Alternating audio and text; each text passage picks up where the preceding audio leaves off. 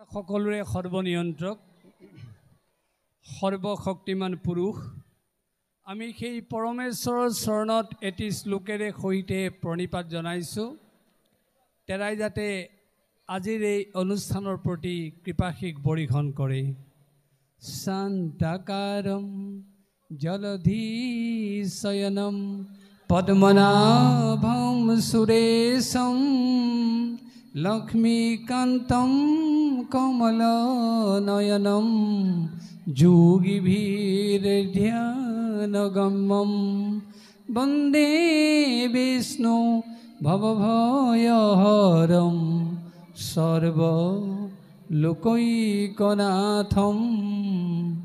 সৰ্বলোকৈকনাথম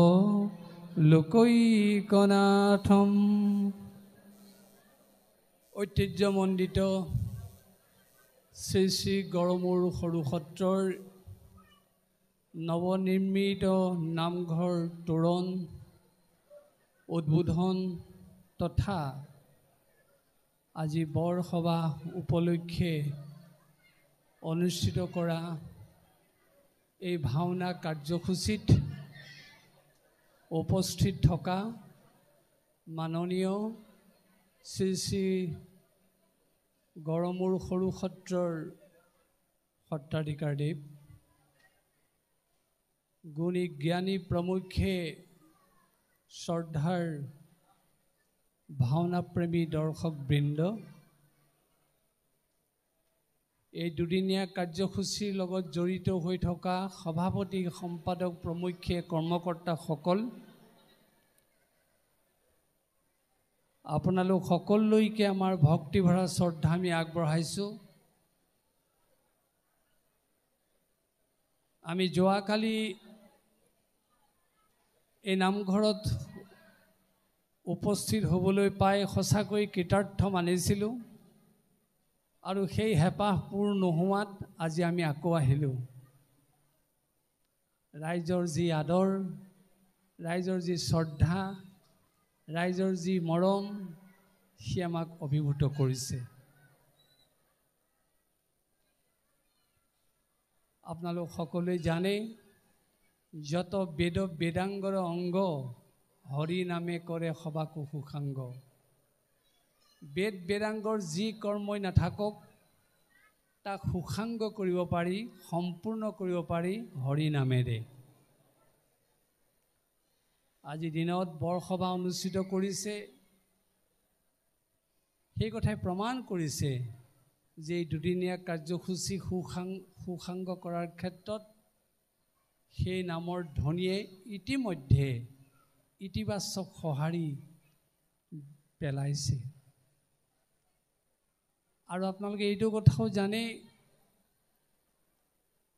ভাওনা বুলি ক'লে নামৰ আধাৰ কাৰণ সূত্ৰধাৰে বাৰে বাৰে আমাক কৈছে নিৰন্তৰে হৰি বোল হৰি সেই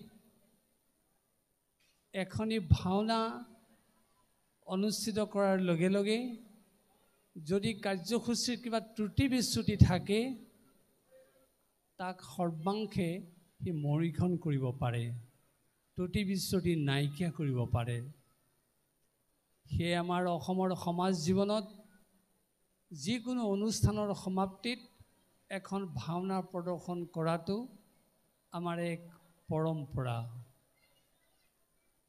আজি গড়মূৰ সত্ৰৰ গোসাঁই ভকত সমন্বিতে সকলোৱে একত্ৰিত হৈ যি ভাওনা ভাগী প্ৰদৰ্শনৰ ব্যৱস্থা কৰিছে আমি তেখেতসকললৈ আমাৰ তৰফে কৃতজ্ঞতা জ্ঞাপন কৰিছোঁ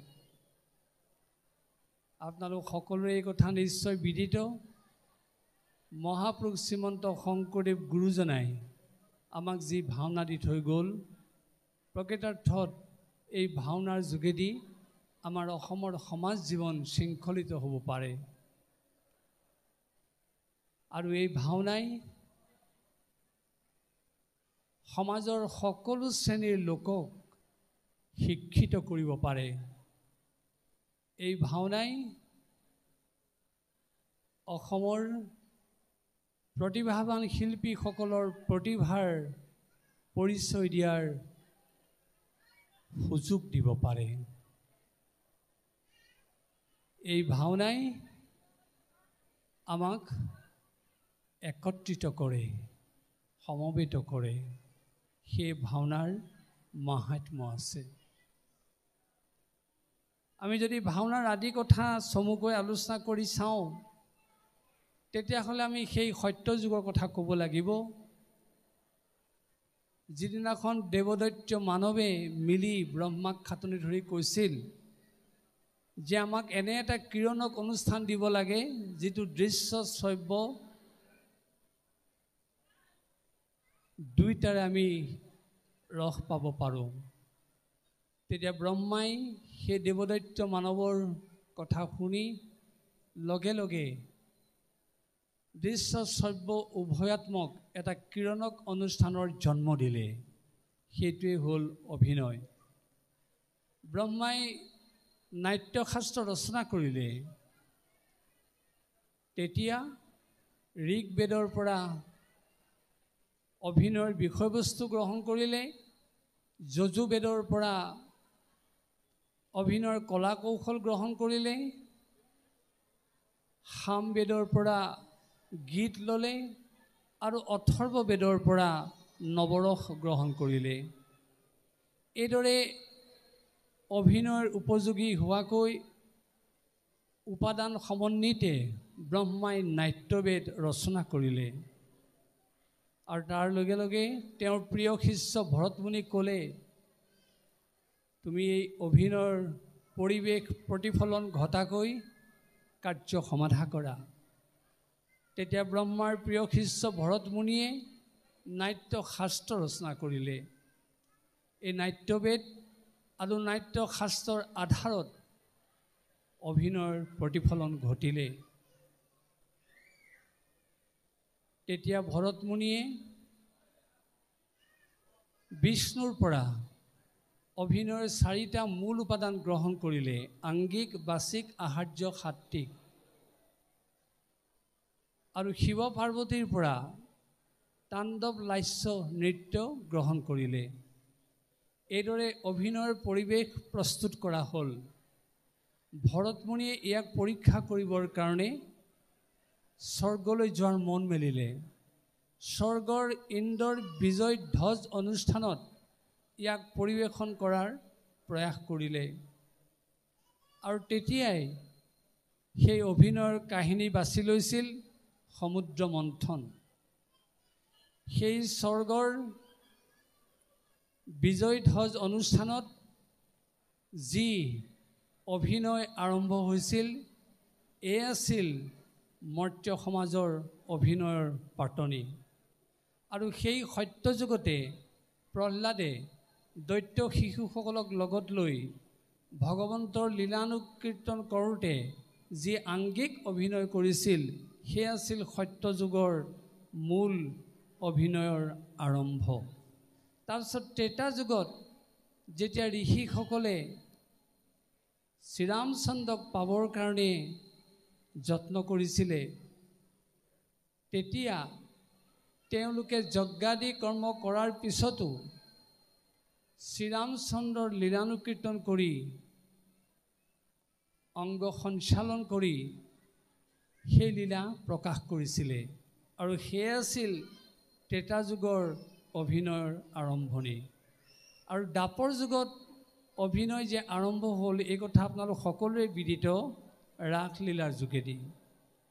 কাৰণ শ্ৰীকৃষ্ণই যিদিনাখন গোপীসকলক বৃন্দাবন ক্ষেত্ৰলৈ বাঁহীৰ ধ্বনিৰে মাতি আনিছিল, গোপীসকলৰ অদম্য ইচ্ছা আছিল কেনেকৈ প্ৰাণবন্ধু কৃষ্ণক দৰ্শন পায়। সেই বাঁহীৰ ধ্বনি শুনি তেওঁলোক তালৈ ঢপলি আহিছিল। আৰু প্ৰথমতে কৃষ্ণ গোপীৰ নৃত্য আৰম্ভ হৈছিল, যাক ৰাস বুলি কোৱা হৈছিল। কিন্তু তাৰ মাজতে গোপীসকলে কৈ পেলালে যে আমাৰো সমান সৌভাগিনী নাই, ভৈলন্ত অধীন যাদৱ ৰায়। যে আমাতকৈ আৰু কোনো সৌভাগ্যশালী নাই, আমাৰ প্ৰেমত কৃষ্ণ বন্দী হৈছে। কৃষ্ণই গম পালে যে মোৰ পৰম ভক্তা গোপীসকলৰ অহংকাৰ হৈছে। যেতিয়ালৈকে মানুহৰ অহংকাৰ থাকিব তেতিয়ালৈকে ভগৱত প্ৰাপ্তি সম্ভৱ হ'ব নোৱাৰে। আৰু সেয়ে গোপীসকলৰ অহংকাৰ শূন্য কৰিবৰ কাৰণে কৃষ্ণই তাৎকালিকভাৱে তাৰ পৰা অন্তৰ্ধান হ'ল। তেতিয়া গোপীসকলে কৃষ্ণক বিচাৰি চলাথ কৰিলে, বৃন্দাবনৰ বিভিন্ন বন চলাথ কৰিলে, কুঞ্জবন, নিকুঞ্জবন, খদিৰবন, ভাণ্ডিৰবন, লৌহবন, তালবন। কিন্তু ক'তো বিচাৰি গোপীসকলে কৃষ্ণৰ সুসূত্ৰ নেপালে। তেতিয়া গোপীসকলৰ বুজিবলৈ বাকী নাথাকিল যে আমাৰ অহংকাৰ হোৱাৰ কাৰণেহে আমি কৃষ্ণক পায়ো হেৰুৱালোঁ। তেতিয়া তেওঁলোকে অহংকাৰ শূন্য কৰিবৰ কাৰণে প্ৰত্যেকেই কৃষ্ণ লীলা কৰিবলৈ প্ৰয়াস কৰিলে। কোনোবাই অঘাসুৰৰ ভাও ল'লে, কোনোবাই বকাসুৰৰ ভাও ল'লে, কোনোবাই পুতনাৰ ভাও ল'লে, কোনোবাই তৃণাৱৰ্ত অসুৰৰ ভাও ল'লে, কোনোবাই প্ৰলম্ব অসুৰৰ ভাও ল'লে। এইদৰে লীলা কৰোঁতে কৰোঁতে কৰোঁতে সঁচাকৈয়ে কৃষ্ণ আহি তেওঁলোকৰ সন্মুখত দেখা দিলে। এয়ে আছিল দ্বাপৰ যুগৰ অভিনয়ৰ আৰম্ভণি। তাৰপিছত কলি যুগত যেতিয়া পৰীক্ষিতে, আজি যিখন ভাওনাত প্ৰদৰ্শিত হ'ব, আপোনালোকে তাৰ পৰা এই কথা উপলব্ধি কৰিব পাৰিব, তেওঁ অজ্ঞাত এটা ভুল কৰিলে আৰু সেই ভুলৰ শুধৰণিৰ কাৰণে তেওঁ গংগাৰ পাৰত 7 দিন 7 ৰাতি উপবাসে থাকিলে আৰু শুকদেৱক সন্মুখত লৈ ভাগৱত কথা শুনিলে। আৰু লগে লগে 7 দিনৰ অন্তত পৰীক্ষিতে মুক্তি লাভ কৰিলে। আৰু সেই দৃশ্য দেখি তাত থকা ঋষিসকলে ঊৰ্ধ্ববাহু হৈ ভগৱন্তৰ নামত যি আংগিক লীলা প্ৰদৰ্শন কৰিলে, সেয়া আছিল কলিযুগৰ অভিনয়ৰ আৰম্ভণি।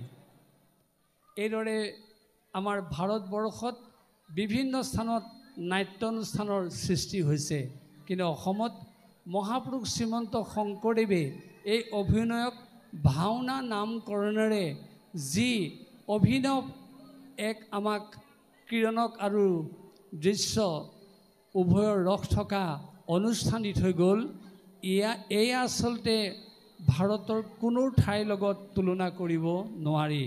তেৰাই দিয়া ভাওনাৰ নামকৰণ কৰা হৈছিল অংকীয়া ভাওনা। কিন্তু মনত ৰাখিবলগীয়া বিষয়, মহাপুৰুষ শংকৰদেৱৰ নামত অংকীয়া শব্দটো প্ৰয়োগ হোৱা নাছিল। পিছতহে আচলতে অংকীয়া শব্দটো প্ৰয়োগ হৈছে। যাত্ৰা, অংক বিভিন্ন ধৰণে ইয়াৰ নামকৰণ কৰা হৈছিল। আৰু পিছত আমাৰ সত্ৰসমূহত এই প্ৰত্যেকগৰাকী সত্ৰাধিকাৰে নাট লিখোঁতে অসমীয়া ভাষাত ইয়াৰ এক পৰিৱেশ সৃষ্টি কৰা হ'ল। আৰু আপোনালোকে শুনি সুখী হ'ব, মাজুলীতে প্ৰায় 500খনৰ অধিক নাটক লিখা হৈছে। আৰু অসমত যদি আমি চাওঁ, প্ৰত্যেক সত্ৰৰ সত্ৰাধিকাৰে লিখা নাটক তুলনা কৰিলে 1000ৰ ওপৰত ওলাব।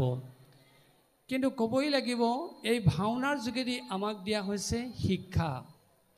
কি শিক্ষা দিছে? নৈতিক শিক্ষা, আধ্যাত্মিক শিক্ষা, সামাজিক শিক্ষা, সাংস্কৃতিক শিক্ষা। বিশেষকৈ চাওক, এজন যদি অধৰ্মী মানুহ থাকে, তেওঁক ধাৰ্মিক কৰাৰ মাধ্যম হিচাপে লোৱা হ'ল ভাওনা। এজন যদি কামাতুৰ মানুহ আছে, কামৰ নিয়ন্ত্ৰণ কৰাৰ মাধ্যম লোৱা হ'ল ভাওনা। এজন যদি লোভী আছে, তেওঁক সংযমী কৰাৰ শিক্ষা দিয়াৰ মাধ্যমটো হ'ল ভাওনা। কোনোবা এজন দুৰ্বলী, তেওঁক সাহস দিয়াৰ মাধ্যমটো হ'ল ভাওনা। কোনোবা এজন নিস্তেজ, তেওঁক তেজ দিয়াৰ মাধ্যমটো ভাওনা। আৰু কোনোবাই যদি কেৱল একাত্ম চিন্তাতেই তেওঁ দ্ৰৱীভূত হৈ আছে, তেওঁক সামূহিক কৰাৰ মাধ্যমটো হ'ল ভাওনা। এইদৰে ভাওনাই আমাক এক গতিশীল জীৱন দিয়ে, পৰিশীলিত জীৱন দিয়ে আৰু সামাজিক জীৱন দিয়ে। এই ভাওনাৰ যোগেদি আমি প্ৰকৃতাৰ্থত সমন্বয়ৰ বাৰ্তা প্ৰতিষ্ঠা কৰিব পাৰোঁ। আপোনালোক সকলোৱে জানে, ভাওনাত কোনো বয়সৰ কথা নাই, কোনো শ্ৰেণীৰ কথা নাই, সকলোৱে একেলগে বহি ভাওনা উপভোগ কৰিব পাৰে। এই ভাওনাৰ যোগেদি আমাক আৰু কেনেকৈ পৰিশীলিত ৰূপ দিছে চাওক। আমাৰ সমাজ জীৱনত হাঁহি কান্দোন আছে, আমাৰ সমাজ জীৱনত উগ্ৰ